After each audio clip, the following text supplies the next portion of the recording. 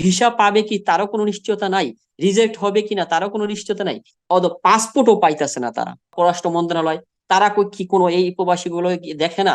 তাদের কি কোনো দায়িত্ব নাই? প্রবাসী কল্যাণ মন্ত্রণালয়ের কাজ কি? তো কাজ তো শ্রমিকদের সুবিধা অসুবিধা তুলে ধরা বা দেখা। তারা কি এম্বাসিডার সাথে যোগাযোগ করতে পারে না?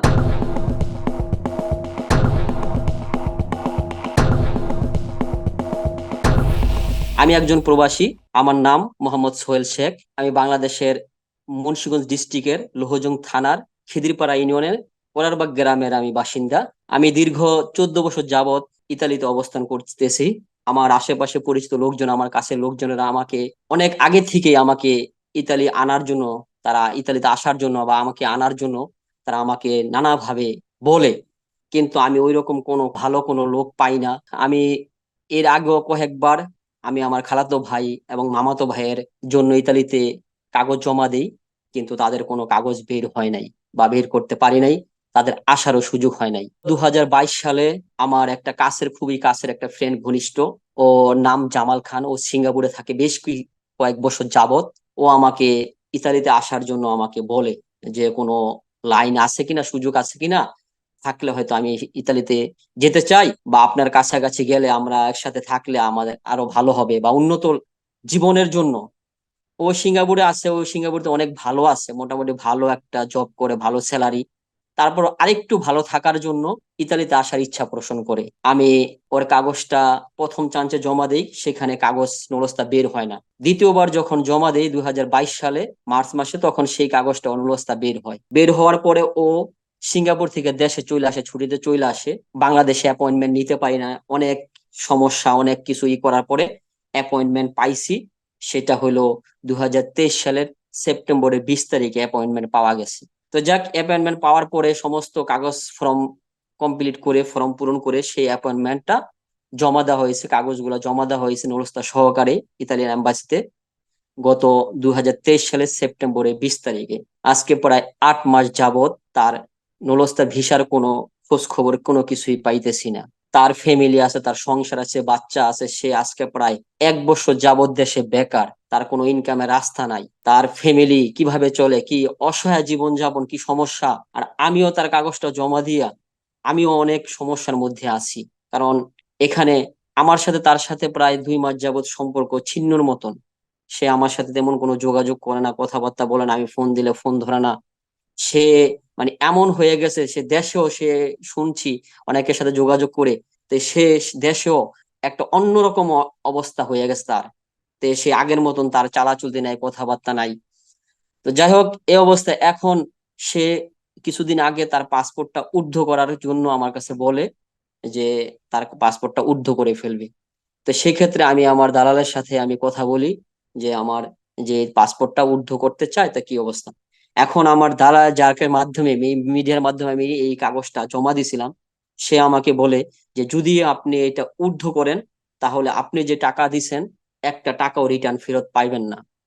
কিন্তু ঊর্ধ্ব না করে যদি কোনো মাধ্যমে আপনি হয়তো পাসপোর্ট উঠাইতে পারেন, যে হয়তো তারা পাসপোর্টের সাথে ভিসা দিবে অথবা রিজেক্ট পেপার দিবে। যদি রিজেক্ট পেপারও দেয় তাহলে হয়তো বা আপনার টাকাটা আমি ফেরত দিব, তা না হলে রিজেক্ট পেপার না দিলে আমি টাকা ফেরত দিব না। এখন আমি পুরা সমস্যার মধ্যে আছে, আমি কি থেকে কি করব, কোন দিকে যাব, আমি কোনো কিছুই করতে পারতেছি না। আর সেও তো পুরা অসহায়ের মধ্যে জীবনযাপন করতেছে। এখন এই সমস্যা শুধু তার একার সমস্যা না, এই সমস্যা বাংলাদেশে হাজার হাজার বাংলাদেশি সমস্যা।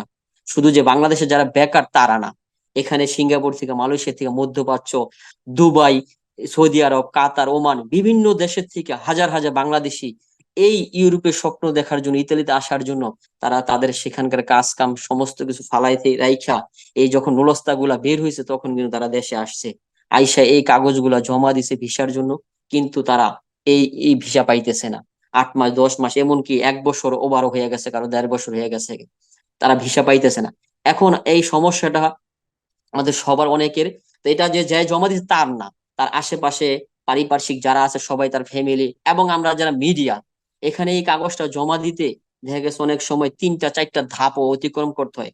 যেমন আমার জামাল দিছে আমার কাছে, আমি দিছি আরেকজন বাঙালির কাছে, আবার আরেকটা বাঙালি দিছে ইতালিয়ানের কাছে। তাহলে এখানে কিন্তু 4টা ধাপ হয়ে গেছে, 3টা 4টা। তো প্রত্যেক ক্ষেত্রে এরকম 3টা 4টা ধাপ পার করতে হয়। তো পার করার পরে আর যখন আমরা ইতালিয়ানের সাথে কাজ করি, আমাদের নুডলসটা যখন আমরা নেই, আমাদের তখন কিন্তু পুরো টাকাটা, সমস্ত টাকাটাই কিন্তু ইতালিয়ানকে পে করতে হয়। এখন এখন টাকা যার কাছে আছে তার কথা বলে। এখন আমার কাছে টাকা দিছে, আমি টাকা, ঠিক আছে, আমার কাছে টাকা দিছে বিশ্বাস করে, সে যে টাকা দিছে সে টাকাটা রিটার্ন ফেরত পাবে।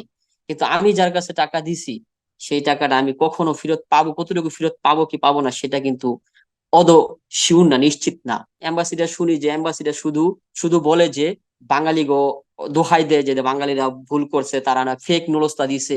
তারা অ্যাম্বাসিডার, তারা তো একটা ফিস নিছে, তারা তো ফিস নিয়ে কাগজটা জমা নিছে, এবং তাদের তো একটা রুটিন ছিল যে তারা প্রতিদিন কয়টা কাগজ জমা নিবে এবং প্রতিদিন কয়টা কাগজ তারা ডেলিভারি দিবে। তাদের তো একটা রুটিন থাকার কথা। কিন্তু এখন শুধু পিছনের কাগজগুলো তারা দিতেছে না, আবার শুধু সামনের কাগজগুলো দিতেছে। অনেকে দেখা গেছে আর অনেক পরে জমা দিছে, তারাও ভিসা পাইতেছে। তারা একটা সিরিয়াল মেনটেন করে পিছনে যে সমস্ত পিছনের কাগজগুলা জমা আছে সেগুলা তারা আগে ডেলিভারি দেব, সেগুলো আগে তারা ক্লিয়ার করুক, এবং সামনে যারা ধাপে ধাপে তারা সামনের দিকে যাক। কিন্তু এখন পিছনের গুলা পিছনে পইরা থাকলো, সামনের গুলা দিতেছে। আর এখন শুনি, সব জায়গায় শুনি শুধু আগস্ট মাসের কিছু কিছু ভিসা পাইতেছে। এই আরো 6 মাস 7 মাস 4 মাস আগে থেকে শুনি আগস্ট সেপ্টেম্বর সমস্যা। আগস্ট কি আর শেষ হয় না, সেপ্টেম্বর কি আর শেষ হয় না? সমস্ত বাঙালি যারা প্রবাসে আসতে চায়, ইতালিতে আসতে চায়, যারা সমস্যার মধ্যে পড়ছে, এই সমস্যা সমাধানের জন্য একটা সুন্দর, একটা সুষ্ঠু সমাধান আমরা সবাই চাই। কারণ এখানে শুধু যে জমা দিছে, যার পাসপোর্ট, সে কিন্তু বিপদে পড়ে নাই। এখানে আমার মতো যারা মধ্যভোগী, যারা যারা এটা আমরা নিঃস্বার্থভাবে, মানে বিনা লাভে, বিনা শুধু উপকার করার জন্য, আমাদের কাছের মানুষগুলো আমাদের কাছে আনার জন্য, আমরা আরেকটু ভালো থাকার জন্য, আমরা সবাই মিলেমিশে ভালো থাকার জন্য আমরা যারা এই চেষ্টা করেছি, কিন্তু এখন আমরা সে জায়গায় অনেক অপরাধী হয়ে গেছি। আমরা সমাজের কাছে যারা জমা দিচ্ছে তাদের কাছে, তাদের ফ্যামিলির কাছে, সমাজের কাছে, আশেপাশের লোকগুলোর কাছে আমরা সবাই অপরাধী। কিন্তু দেখা অপরাধী তো সবাই করে নাই, আমি তো কোনো অপরাধ করি নাই, কিন্তু সেই অপরাধের ভার কিন্তু আমার মধ্যে এসে পড়ছে। আমাদের দেশে দুইটা মন্ত্রণালয়, একটা পররাষ্ট্র মন্ত্রণালয়, তারা কি কোনো এই প্রবাসী গুলো দেখে না? তাদের কি কোনো দায়িত্ব নাই? প্রবাসী কল্যাণ কর্মসংস্থান মন্ত্রণালয়, এটা মন্ত্রণালয়, প্রবাসী কল্যাণ মানুষদের কাজ কি? তাদের কাজ কি? তাদের তো কাজ তো শ্রমিকদের সুবিধা অসুবিধা তুলে ধরা বা দেখা। তারা কি এম্বাসিডার সাথে যোগাযোগ করতে পারে না? তাদেরকে যোগাযোগ করার কোনো নাই? তারা কি এগুলা ভিডিও কি দেখে না? যে এই যে মানুষ মানববন্ধন করে, তারা মানুষ এই যে ফেসবুকে ব্যারিস্টার সাইদুল হক সুমন ভাই, সেও প্রবাসীদের নিয়ে কাজ করে, সেও কিন্তু নির্বাচন আগে বলছে সে এই শপথ নেওয়ার আগে এয়ারপোর্টে গিয়ে করছে, কিন্তু তার চোখে কি পড়ে না? কারো চোখে কি পড়ে না? কারো কি কোনো দায়বদ্ধতা নাই মানুষের জন্য করার জন্য? এরা কি, যারা এখন জমা দিচ্ছে, তারাই কি শুধু অপরাধ? তারাই ভুক্তভোগী, তারাই ভুগবে? এটা সমাধান করার জন্য কেউ কি এগিয়ে আসবে না? কত মানুষ টাকা পয়সা, সমস্ত টাকা পয়সা দিয়া, অনেকের এই যে 15 16 18 20 লাখ টাকা লাগে ইতালিতে আসতে, তাই না? এই টাকাগুলা কিন্তু তারা সবাই কিন্তু অনেকে জমিন বন্ধ রেখে, ঋণ করে, সুদে, কত ভাবে কত কষ্ট করে টাকাগুলা দিছে। কিন্তু সেই টাকাগুলা দিছে, এখন তারা ভিসা পাবে কি তারও কোনো নিশ্চয়তা নাই, রিজেক্ট হবে কিনা তারও কোনো নিশ্চয়তা নাই, পাসপোর্টও পাইতেছে না তারা। আর যারা বাংলাদেশে আছে, তারা অন্য দেশে ট্রাই করবে, সেটাও করতে পারছে না। যারা বিদেশ থেকে আসছে, অন্য দেশ থেকে আসছে, তারাও যে বিদেশ অন্য দেশে চলে যাবে তাদের কর্মক্ষেত্রে, তারা সেটাও যাইতে পারতেছে না। তারা তো টাকা নিচ্ছে, তারা টাকা নিচ্ছে, এম্বাসি ফিস নিচ্ছে, তারা কাজ করতে বাধ্য। তারা তো আমাদের দোষ দিতে পারে না। আমরা বাঙালিরা ভুল করছি, ফেক ফেক নুরস্তা জমা দিছে হাজার হাজার, ঠিক আছে জমা দিচ্ছে, তারা কেন সেটা আগে কন্ট্রোল করে নাই? তারা তো একটা নির্দিষ্ট করছে, একটা প্রথম যখন নিয়ে তারা নুরস্তা গুলা দিছে, জমা নিছে, তারা একটা নির্দিষ্ট দিনের একটা কোঠা দিছে, যে আজকে এই তারিখে এতটা কোঠা জমা দিতে পারবো। তারা কিন্তু সেই কোঠায়, সেই মোতাবেক কিন্তু তারা জমা নিছে। তো জমা নেওয়ার সময় ঠিকই তারা জমা নিতে পারলো, এখন ডেলিভারি দেওয়ার সময় কেন তারা এত ঘুরিমসি করবে? এবং তাদের ওখানে কিন্তু লেখা ছিল 90 দিনের মধ্যে সেটা তারা রেজাল্ট জানাতে বাধ্য।